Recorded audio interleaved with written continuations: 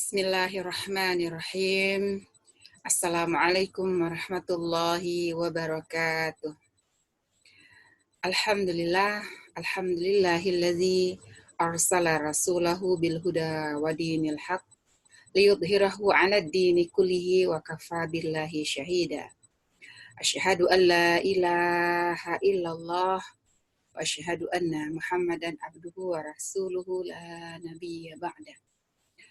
Raditu billahi rabba wa bil islami dina wa bi Muhammadin nabiyya wa rasulah. Wa qala Allah ta'ala fil Qur'anil Karim, a'udzu billahi minasy syaithanir rajim. Bismillahirrahmanirrahim. وَلَنُذِيقَنَّهُمْ مِنَ الْعَذَابِ الْأَدْنَى دُونَ الْعَذَابِ الْأَكْبَرِ لَعَلَّهُمْ يَرْجِعُونَ. Dan pasti kami timpakan kepada mereka sebagian siksa yang dekat di dunia, sebelum azab yang lebih besar, yaitu di akhirat, agar mereka kembali ke jalan yang benar.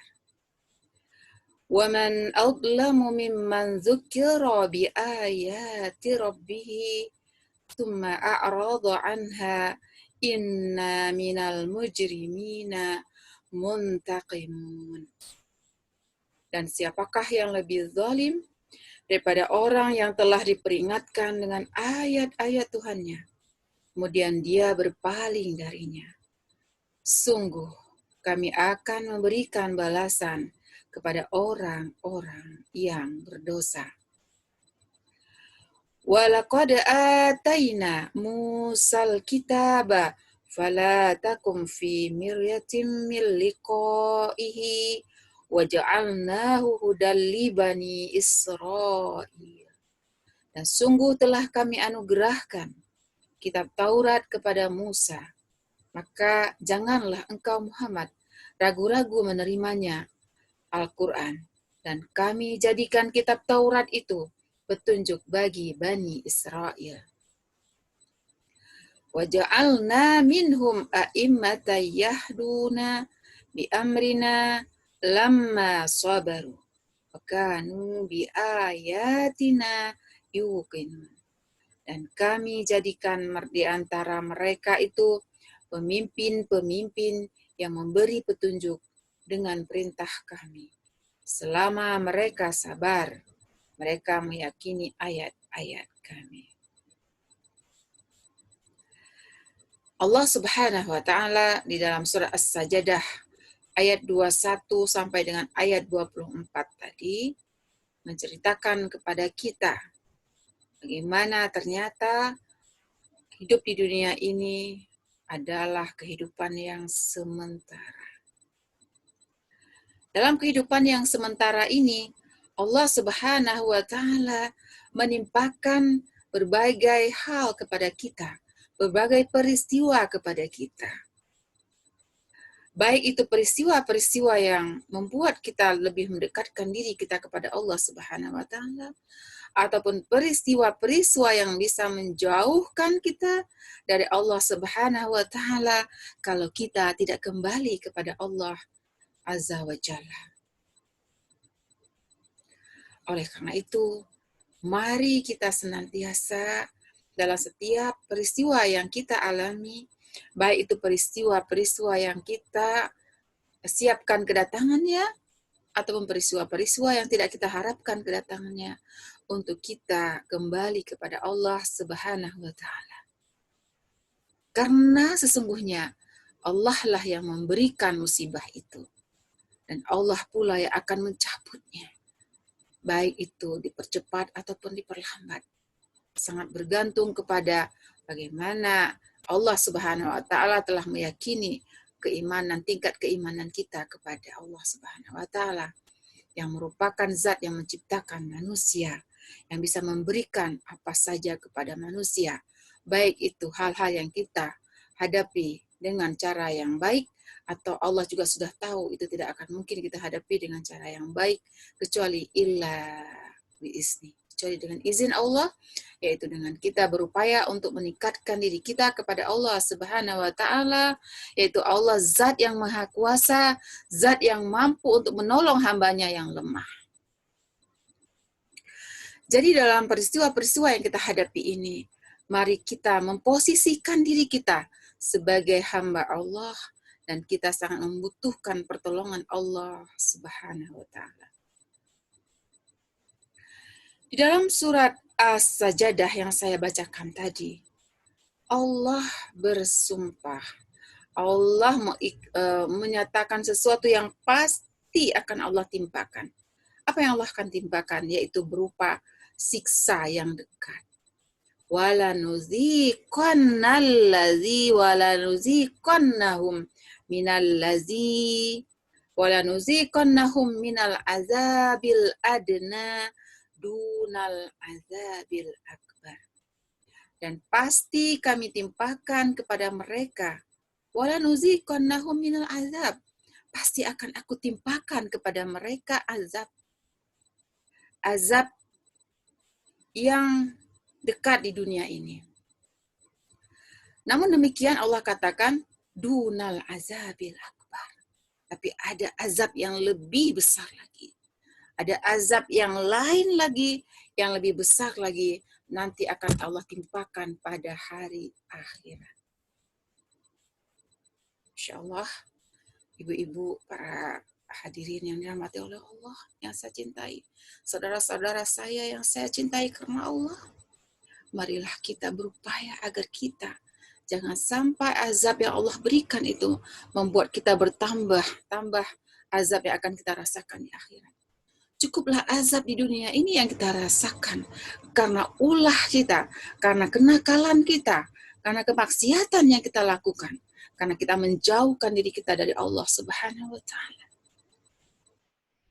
Allah Subhanahu wa Ta'ala meminta kepada kita sebagai hambanya, sebagai hamba yang telah diciptakannya, agar senantiasa kembali kepada Allah Subhanahu wa Ta'ala.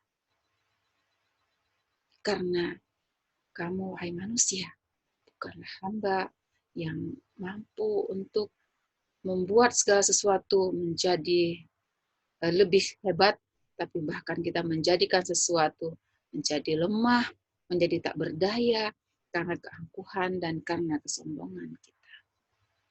Lihatlah bagaimana Allah Subhanahu wa Ta'ala memberikan ujian kepada kita pada hari ini. Allah menciptakan manusia karena ulah pongahnya, akhirnya terlihatlah di dunia ini bagaimana mewabahnya virus corona. Virus yang sangat mematikan, yang pada hari ini sangat ditakuti karena menurut para medis belum ditemukan vaksin untuk bisa menghilangkan corona ketika menghinggapi kepada tubuh seorang. Baru hanya sekedar pencegahan untuk pola hidup sehat, untuk pola hidup yang bersih, tapi belum menemukan vaksinnya. Nah, karena itu marilah kita pada hari ini jangan hanya bergantung kepada pihak medis, jangan hanya kita bergantung diri kepada vaksin ini, vaksin itu, tapi mari kita berusaha untuk mendekatkan diri kita kepada Allah. Allah yang telah memberikan segala sesuatunya, musibah dan peristiwa ini, karena ulah pola manusia. Telah tampak kerusakan di muka bumi ini adalah karena ulah tangannya manusia. Dhaharal fasadu fil barri wal bahri bima kasabat aydin nas. Telah tampak kerusakan di lautan, ya, di lautan, ya, di bumi, di daratan dan di lautan adalah karena ulah tangan manusia. Ya, jadi ini adalah peringatan keras dari Allah Subhanahu wa Ta'ala. Semua yang terjadi ini adalah karena ulah tangan manusia itu sendiri. Wallahu a'lam bishawab. Apakah ini merupakan peringatan untuk kita manusia karena kita telah terlalu jauh terlena dengan merasakan bahwa diri kita mampu untuk bisa menguasai dunia ini. Ya, arus globalisasi yang dunia ini adalah luas sekali, ternyata pada hari ini terasa sempit karena ada IT, ada teknologi yang akan memberikan kemudahan pada kita. Kita menjadi lebih santai, kita menjadi lebih rileks karena kita merasa bahwa kita bisa berkomunikasi, kita bisa berjualan online, kita bisa melakukan transaksi lewat online tanpa kita harus bersusah payah untuk pergi menemukan seseorang.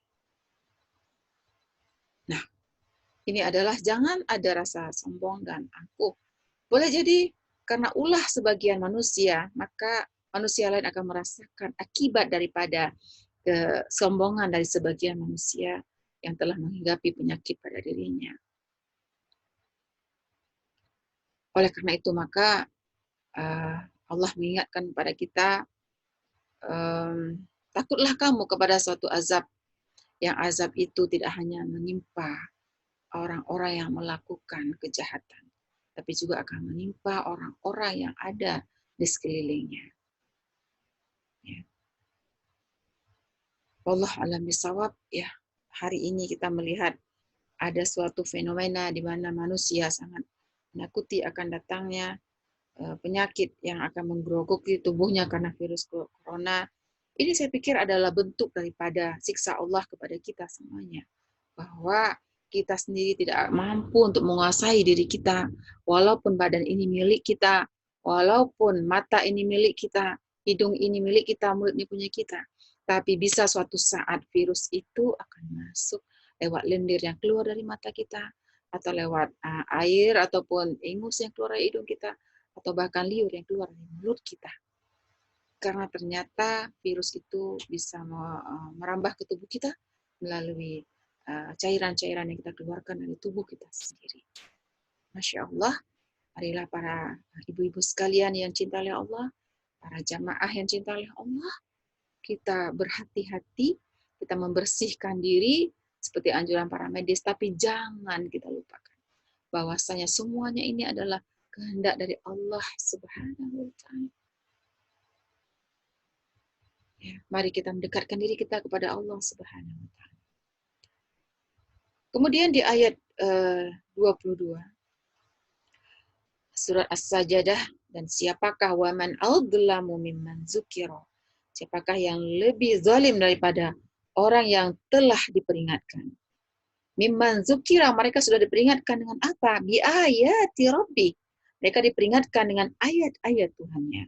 Summa a'rada anha, kemudian dia berpaling darinya. Inna minal mujrimina muntaqimun, sungguh kami akan memberikan balasan kepada orang-orang yang berdosa. Jamaah yang dimuliakan oleh Allah Subhanahu wa Ta'ala, sungguh Allah Subhanahu wa Ta'ala akan memberikan semua balasan terhadap kezaliman yang kita lakukan. Sungguh Allah Subhanahu wa Ta'ala akan memberikan balasan kepada orang-orang yang melakukan perbuatan dosa. Yang mana perbuatan dosa itu adalah perbuatan yang menjauhkan diri kita dari Allah Subhanahu wa Ta'ala. Perbuatan yang menzalimi kita sendiri itu perbuatan yang membuat kita hancur, baik itu kita karena ulah kita sendiri ataupun karena ulah jamaah ataupun ulah daripada masyarakat yang akan menimpa setiap pribadi-pribadi yang ada di tengah-tengah masyarakat itu sendiri. Allah Subhanahu wa Ta'ala mengingatkan kepada kita, wa ja'alna minhum a'immah, dan kami jadikan di antara mereka itu pemimpin-pemimpin yang yahduna bi amrina, yang memberi petunjuk dengan perintah kami. Selama mereka lama sabaru, selama mereka itu sabar. Wa kanu bi ayatina yuqinu. Ya, dan mereka meyakini ayat-ayat kami. Wa kanu, dan mereka itu meyakini bi ayatina yuqinu. Dan mereka adalah sangat meyakini terhadap ayat-ayat kami. Jadi ibu-ibu yang dirahmati oleh Allah Subhanahu wa Ta'ala, ya, betapa Allah Subhanahu wa Ta'ala akan mengutus pemimpin yang akan memimpin masyarakat, akan menyelamatkan kehidupan dunia ini. Pemimpin-pemimpin yang mereka meyakini ayat-ayat Allah Subhanahu wa taala.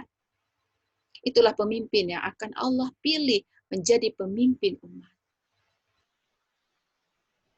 Peristiwa-peristiwa yang Allah berikan kepada kita pada hari ini dengan ketakutan-ketakutan yang kadang berlebihan itu, sesungguhnya itu harus menghadirkan raja kita, rasa harap kita kepada Allah Subhanahu wa taala.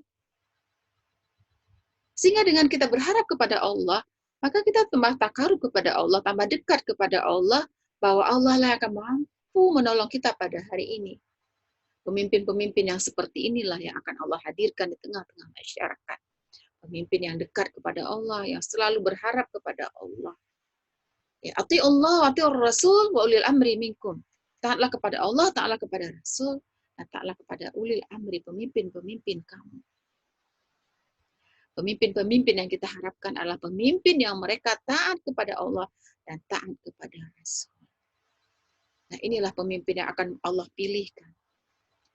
Bisa jadi pemimpin itu adalah diri kita sendiri yang Allah ciptakan, yang Allah hadirkan di tengah-tengah keluarga kita, di tengah-tengah masyarakat, di tengah-tengah negara, di tengah-tengah di mana negara ini membutuhkan kepemimpinan yang bisa menguatkan agama ini tegak di muka bumi ini.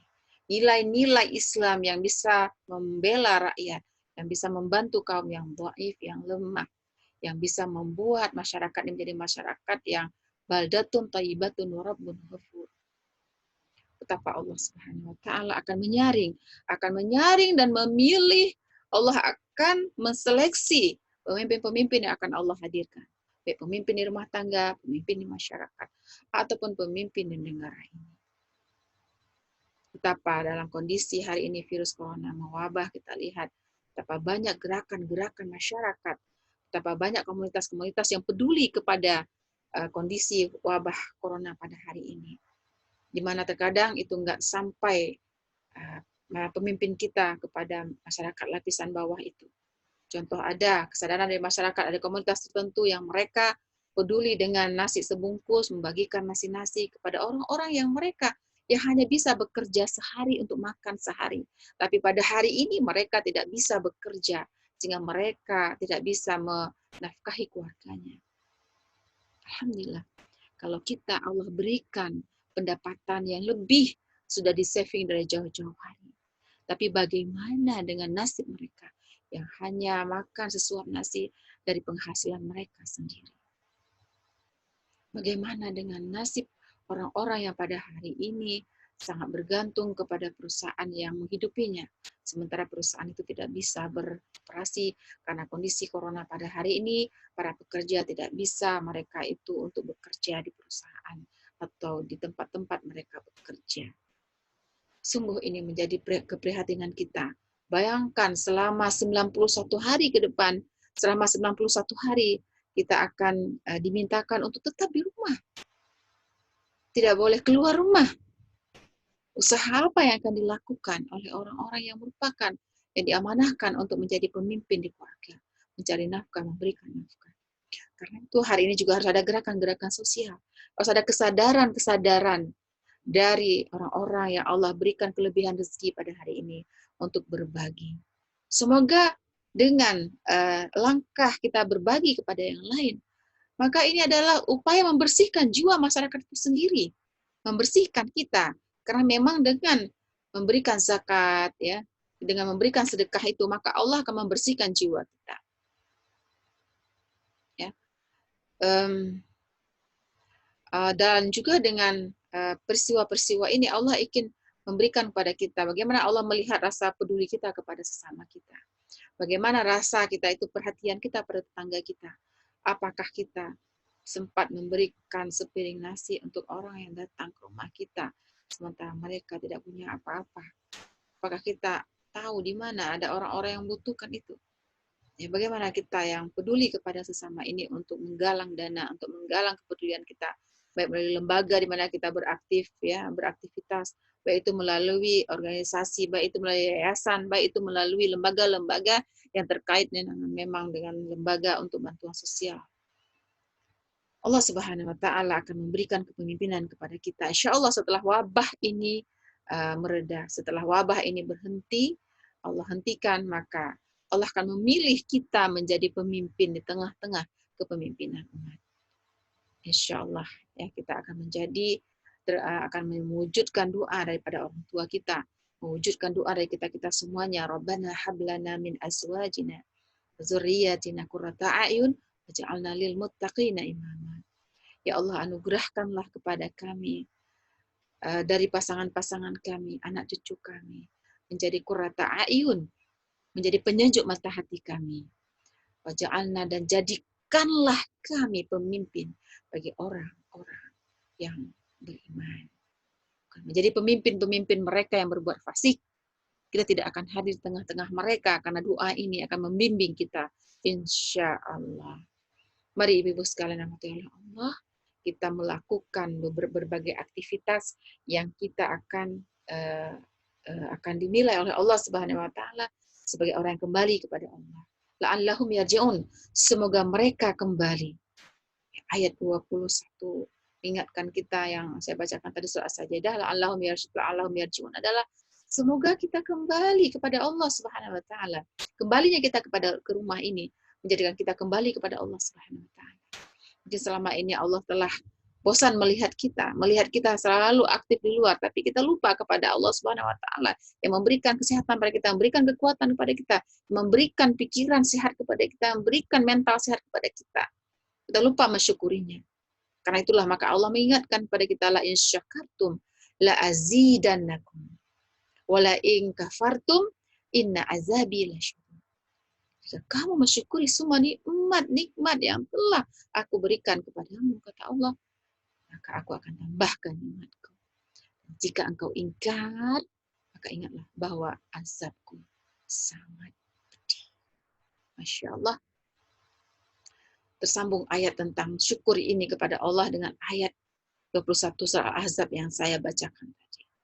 Masya Allah, Allah akan memberikan ya azab, walanuziqannahum minal azabil adna dunal azabil akbar, dan pasti kami timpakan kepada mereka sebagian siksa yang dekat di dunia sebelum azab yang lebih besar di akhirat. Dunal azabil akbar la'allahum yarji'un, semoga kamu kembali.